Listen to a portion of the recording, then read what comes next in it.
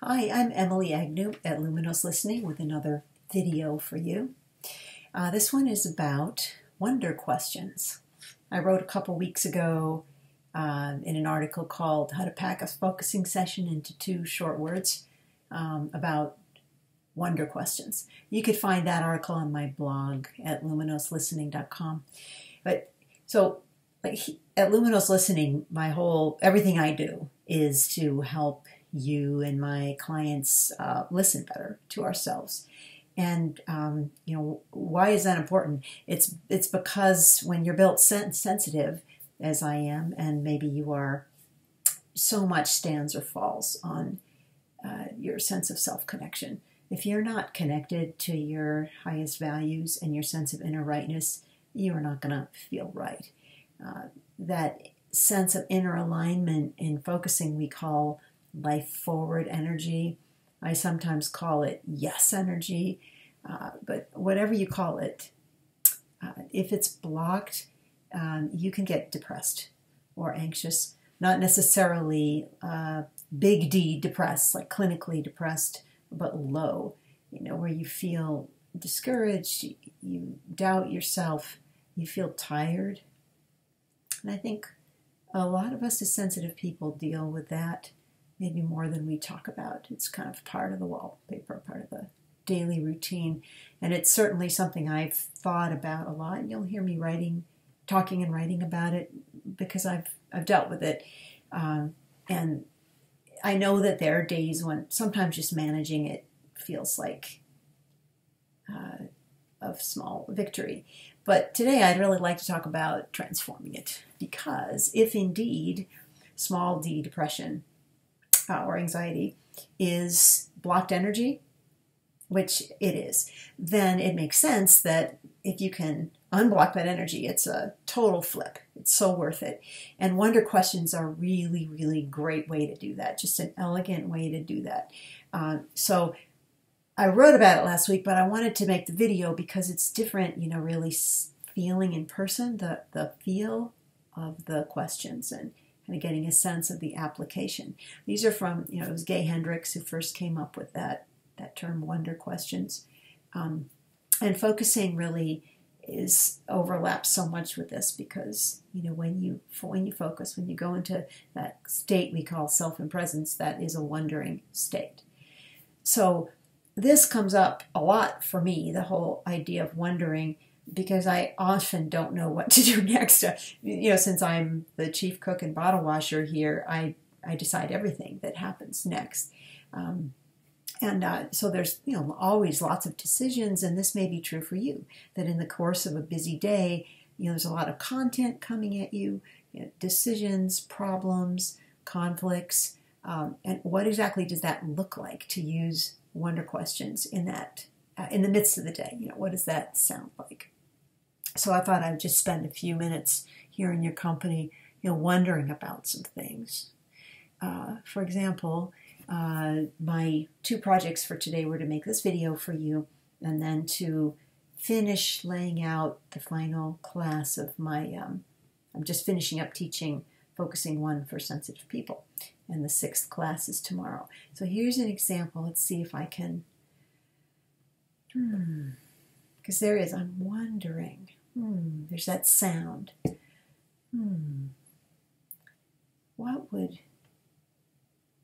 be a great way to finish up?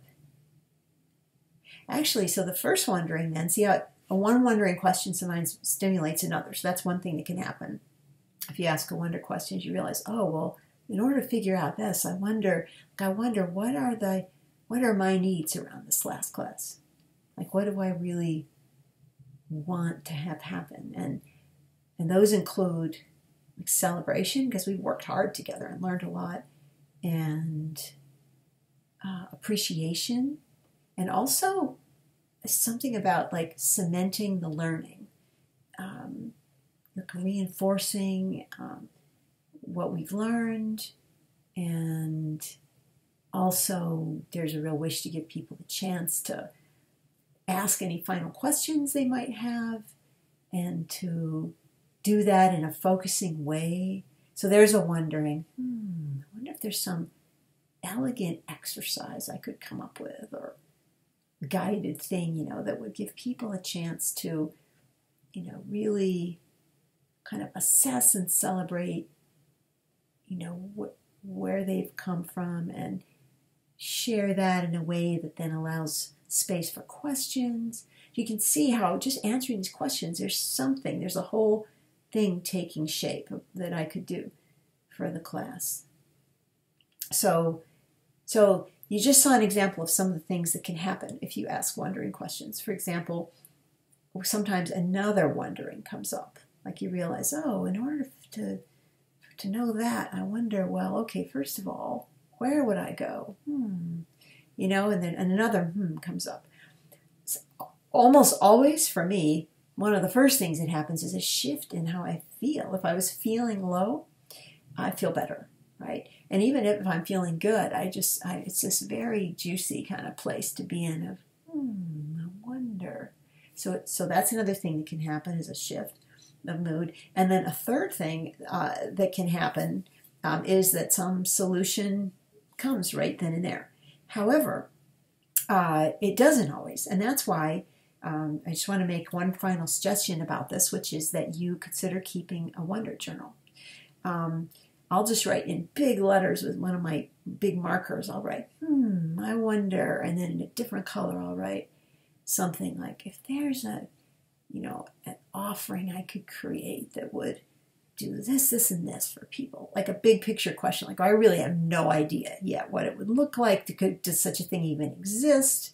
Or I wonder, is there some way that I could do this and this amount of time? But I'll just write it down. And then it might be something that, takes a day to come about. And I will have forgotten that I even asked the wonder question. And some amazing solution will come up. And I'll be flipping back through my wonder notebook and say, holy cow, a month ago I was wondering, and look what happened. This book fell into my hands, or someone mentioned this thing, or it enables a kind of synchronicity to happen when you go into that wonder state. So that's my recommendation, is that you have a little notebook and write it down, because it really makes you appreciate a sense of self-empowerment around creating something out of what appears to be nothing. Because part of the whole state of wondering is that you really don't have a clue, that I really don't know. Like, there's an openness.